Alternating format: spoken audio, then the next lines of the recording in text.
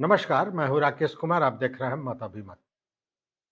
अभी बिहार में सबसे ज़्यादा किसी बात पर चर्चा हो रही है, तो वो है शिक्षकों की नियुक्ति पर।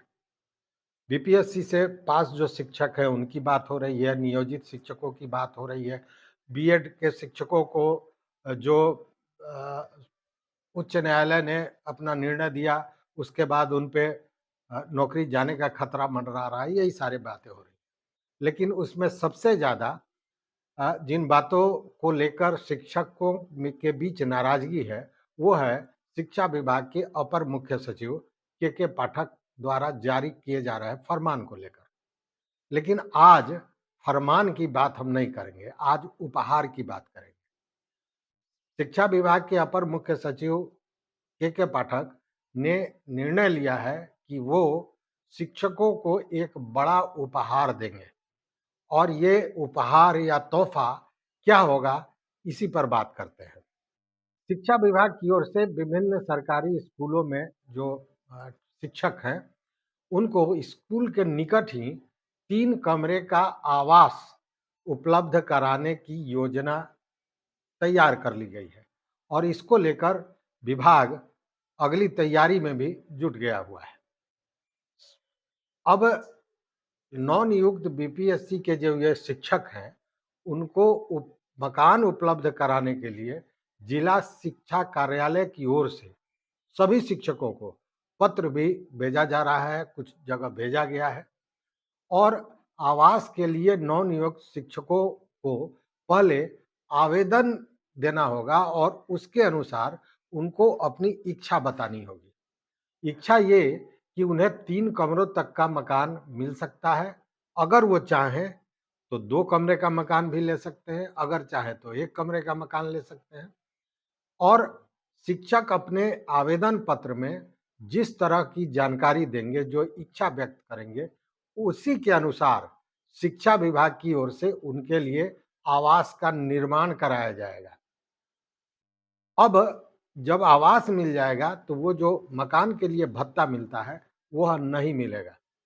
शिक्षा विभाग की ओर से अब तक शिक्षकों को आवास का भत्ता दिया जाता रहा है, लेकिन आवास भत्ता लेने के बावजूद कई शिक्षक स्कूल से काफ़ी दूर रहते हैं और इसके चलते वो समय पर नहीं पहुंच सकते हैं।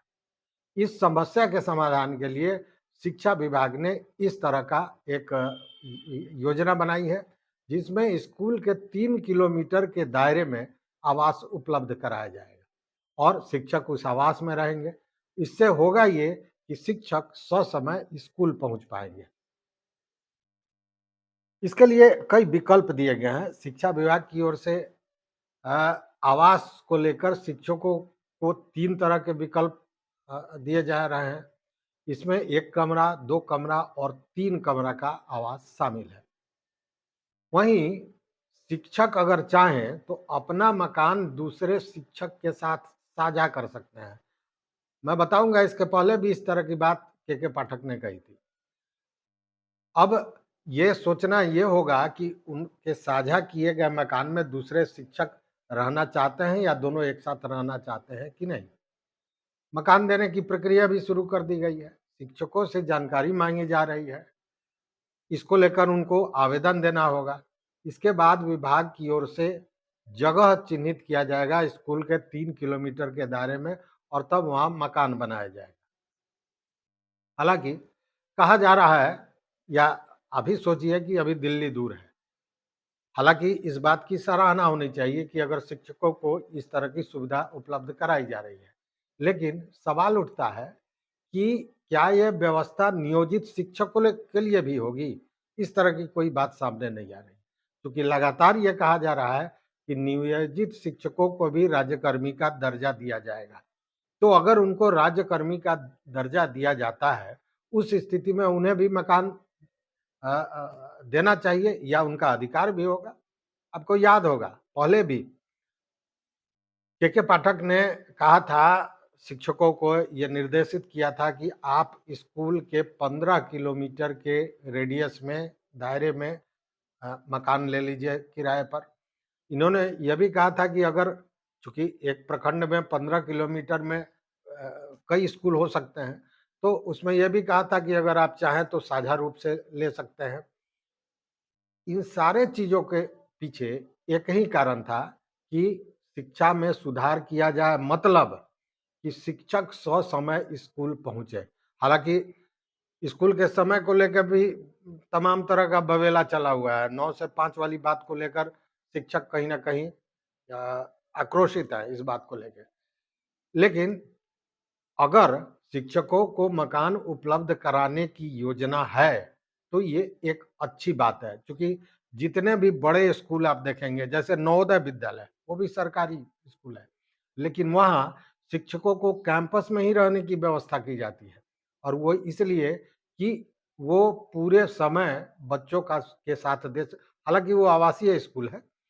तो कहने का मतलब ये है कि ये जो व्यवस्था की जा रही है, उसके पीछे सबसे बड़ा कारण, एक तो हम कह सकते हैं कि बीपीएससी शिक्षकों के लिए ये व्यवस्था करनी कहीं न कहीं एक मजबूरी भी दिख रही है। मजबूरी इसलिए कि जो ट्रांसफ़र पदस्थापना हुआ है, ट्रांसफ़र नहीं, जो पदस्थापना हुआ है, वो देखिए बगहा वाले का सासाराम हो गया, सासाराम वाले का किशनगंज हो गया। मतलब जो दूरी, जितनी दूरियों पर शिक्षकों को पदस्थापित किया गया है, उसके लिए उनका स्कूल के आस-पास रहना अनिवार्य है, तभी वो स्कूल कर पाएँगे। क्योंकि कोई 400 किलोमीटर और 300 किलोमीटर से रोज़ घर से आ जाके स्कूल नहीं कर पाएगा। और जो शिक्षक योगदान देने के बाद नौकरी से इस्तीफा दे रहे हैं, उसके पीछे भी ये एक बड़ा कारण है। भले इसको लोग माने या न माने, लेकिन ये एक बड़ा कारण है। खासकर महिलाओं और विकलांगों के लिए तो ये बहुत बड़ी समस्या है। वैसी स्थिति में अगर इस तरह की योजना बनाई जा रही है, दी जा रही है, तो ये ठीक है। आप उपहार दें, आप शिक्षकों को सुविधा दें, वो डिज़र्व भी करते हैं, चूँकि वही समाज का निर्माण करते हैं। लेकिन इतना ज़रूर कहूँगा कि शिक्षकों को सारी सुविधाओं के साथ सबसे आवश्यक है कि उनको मान-सम्मान दें। क्योंकि श्रद्धेय अटल बिहारी वाजपेयी ने कहा था कि छोटे मन से कोई बड़ा नहीं होता और टूटे मन से कोई खड़ा नहीं होता। तो अगर टूटे मन के शिक्षक होंगे, तो समाज का निर्माण नहीं कर पाएँगे। इस वीडियो में बस इतना ही। अगर चैनल पर नए हो तो निश्चित रूप से सब्सक्राइब कर लीजिए, लाइक कीजिए और अपने दोस्तों के साथ शेयर कीजिए। लेकिन इस पूरे विषय पर जो ये नया तोहफ़ा देने की बात आई है, इस पर अपना कमेंट हमारे कमेंट बॉक्स में आकर ज़रूर दीजिए। देखते रहिए मत अभिमत। बहुत-बहुत धन्यवाद। कोटि आभार।